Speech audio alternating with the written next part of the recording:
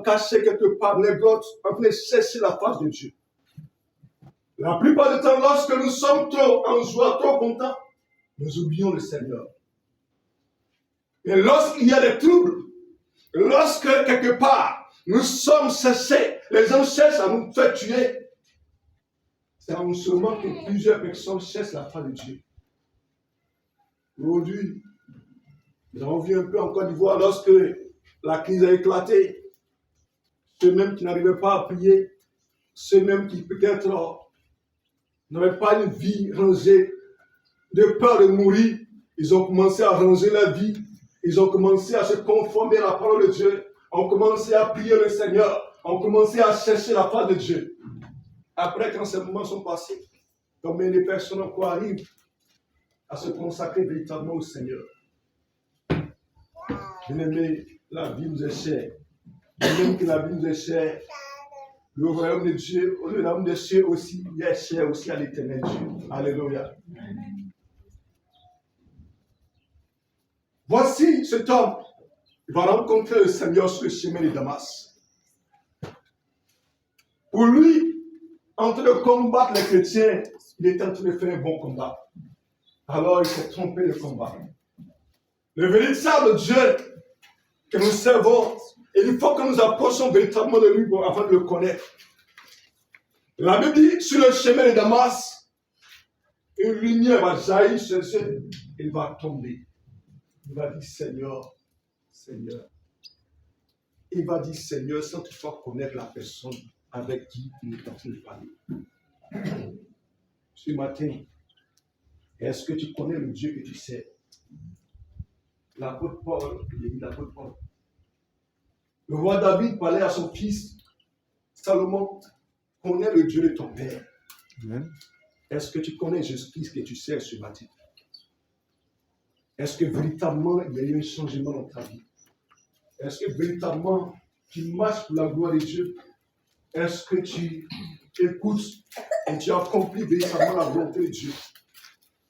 Parce que David, parlant à son fils Salomon, il savait que son fils était encore très jeune.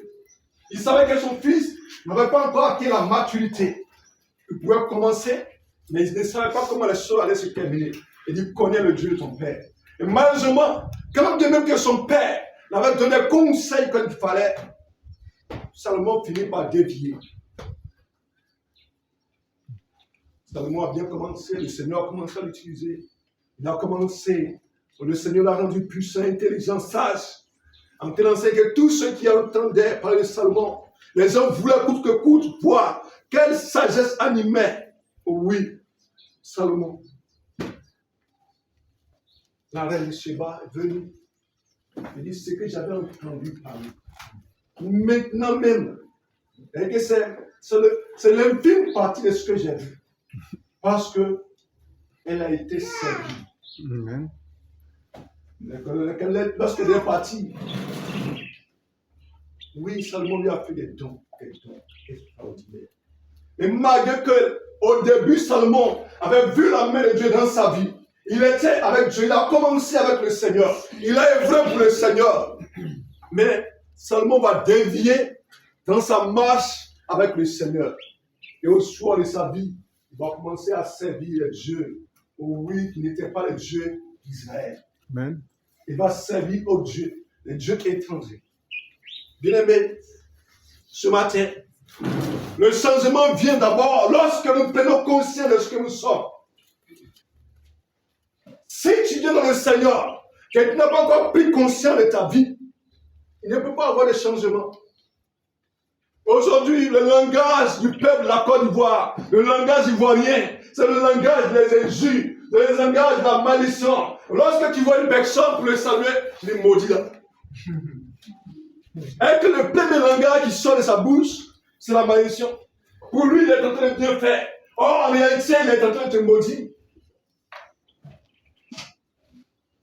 C'est pourquoi la Bible nous dit qu'il ne sort de votre bouche aucune parole mauvaise, si ce n'est pour édifier le peuple de Dieu. Amen. Mais malheureusement, étant même chrétien, on s'oublie. On s'oublie. Tu veux parler à ton fils, ce sont des injures. Et toi-même, tu vois ton fils, tu es bête. Bien-aimé, la force de dire à l'enfant qu'il est bête, il finira par devenir bête. Quelle est l'attitude dont toi-même tu sais que depuis que tu as converti, tu n'arrives pas encore à te débarrasser? Bien-aimé, nous devons être des exemples. Nous devons être des exemples pour le Seigneur. Les enfants copient tout sur nous. Habituellement, tu insultes, tu calomnies, tu querelles. C'est toi qui te bagarres tout le tour des rues. C'est toi qui insultes. Même si on te rend visite dans ton quartier, peut-être même que les évangélisations qui vont commencer, si on se rend dans ton quartier, à cause de toi, peut-être l'église ne pourra même pas avoir de fidèles. Parce que quand ils vont te voir l'église, là, si nous les chrétiens aussi dans votre église, c'est que même moi ne vais pas aller à l'église que de partir à l'église.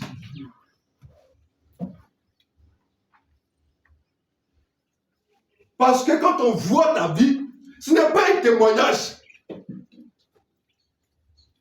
Quelqu'un a rendu un témoignage un jour à l'université. Ils avaient plus de prières. Et donc, ils ont voulu aller évangéliser, oui, dans l'université en question. Et il y a une soeur qui a dit, bon, moi aussi, je suis chrétien, mais je l'avoue, et on va aller évangéliser. Les gens ont vu dire, ma soeur, c'est vrai notre affaire là, on est trop sérieux.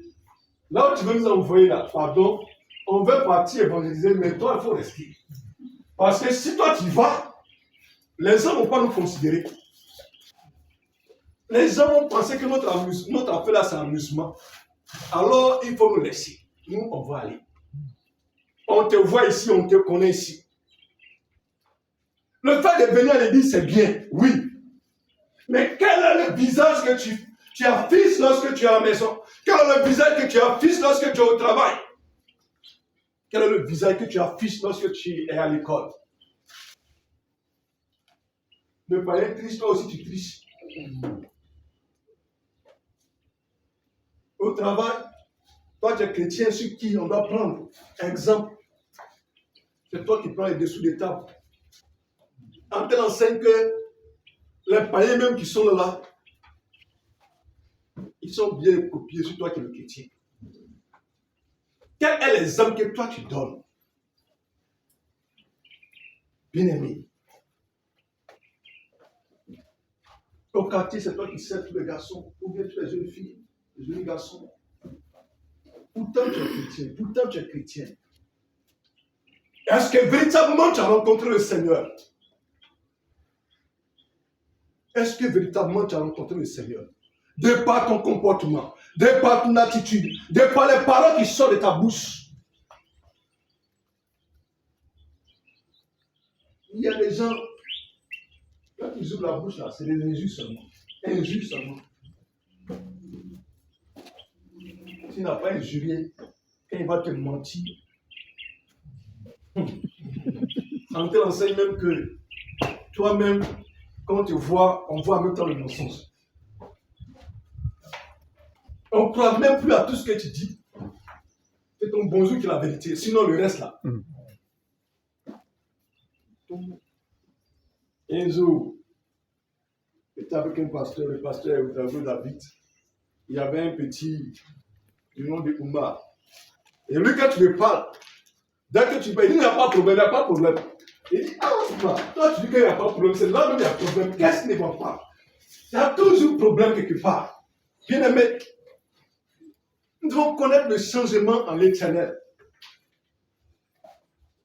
Jean 8,36 nous dit, si donc le Fils nous a franchis, nous serons réellement libres. Amen. Ce matin, es-tu libre de toi-même? Est-ce que le Seigneur t'a vraiment affranchi? Est-ce que tu as véritablement rencontré le Seigneur? Est-ce que Jésus-Christ a fait son apparition dans ta vie véritablement?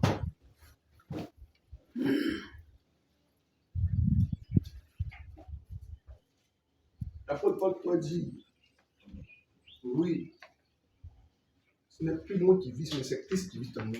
Amen. Lui, il est déjà mort, ressuscité avec Jésus-Christ.